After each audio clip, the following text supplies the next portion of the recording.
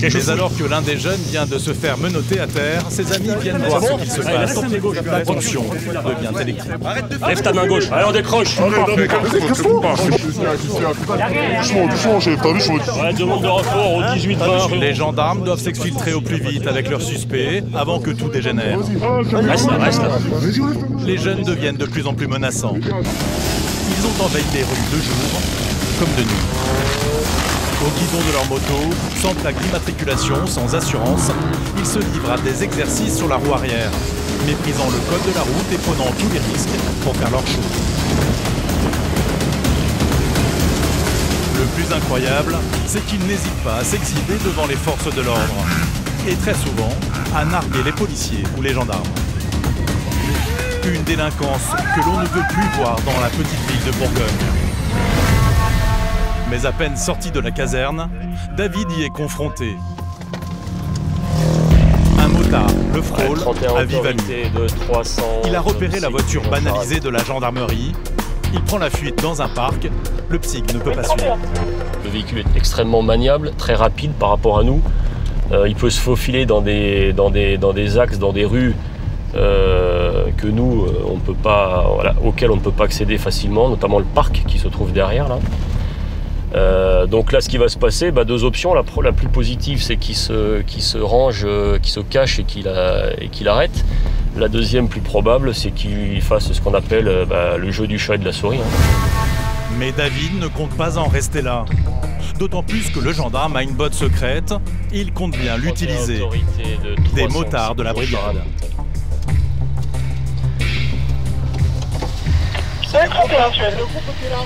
Tu fais quoi là? Tu rentres dans le parc, non? La commandante peut qu'on... Dans le parc, ils savent qu'ils sont attendus. Les amis du jeune qui vient de prendre la fuite en moto les ont déjà pris à partie. Il est où le caillou? Il a été jeté place centrale. Juste derrière le bar. Ouais. Ce rodéo se transforme en une affaire beaucoup plus grave, car les fauteurs de troubles ont en plus attaqué les forces de l'ordre. Il faut à présent intervenir au plus vite pour les interpeller. Allez, on y va en trottinant, les gars. Ouais, c'est bon, les 2 heures, on commence l'interception des individus.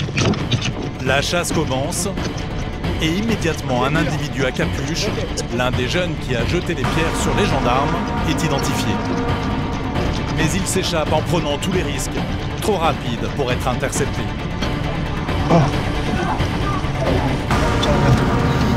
En revanche, un deuxième individu n'aura pas la même chance. Il tombe nez à nez face à la voiture de David. Vas-y. Chope-le, chope-le. Mets-toi seul, mets-toi seul. Sur ton sang. Ça va. Ta main. Tais-toi. Vite, on mascotte. Les militaires viennent d'interpeller un premier suspect, mais l'autre court toujours. Il est parti là-bas.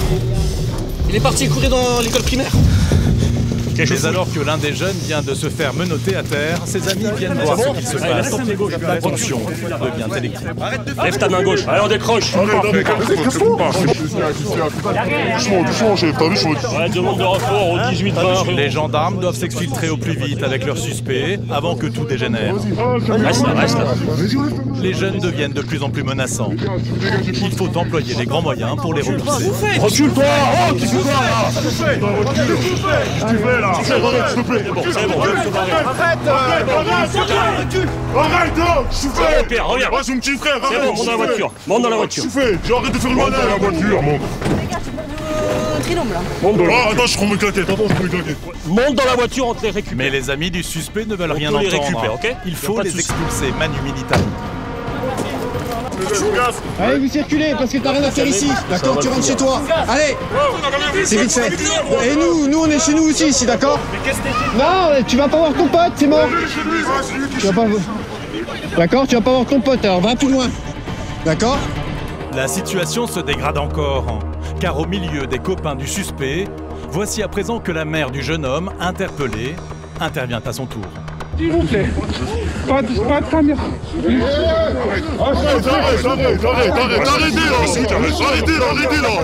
Arrêtez. C'est maintenant la famille qui fait face aux gendarmes.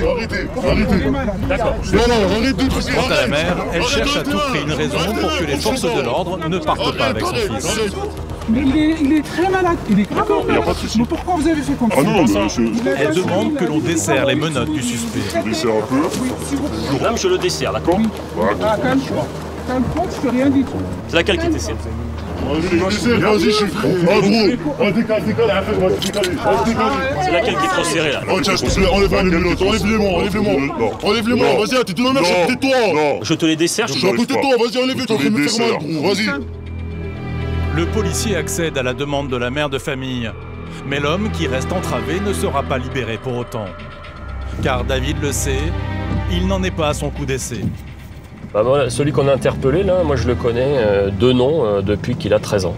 Voilà.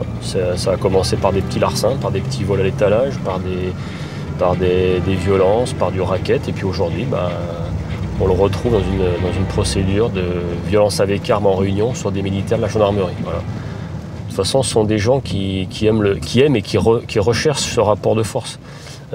Ils provoquent, ils attendent une réponse. S'ils voient que le terrain n'apporte pas de réponse, que les gendarmes n'apportent pas de réponse, ils vont monter en puissance. C'est ce qu'on a vu avec les motos. Dès qu'on intervient, ils se rendent compte qu'il y a une réponse qui est donnée immédiatement par les gendarmes. Et pour le moment, ça fonctionne, puisque regardez, on a plus de motos et le secteur est calme.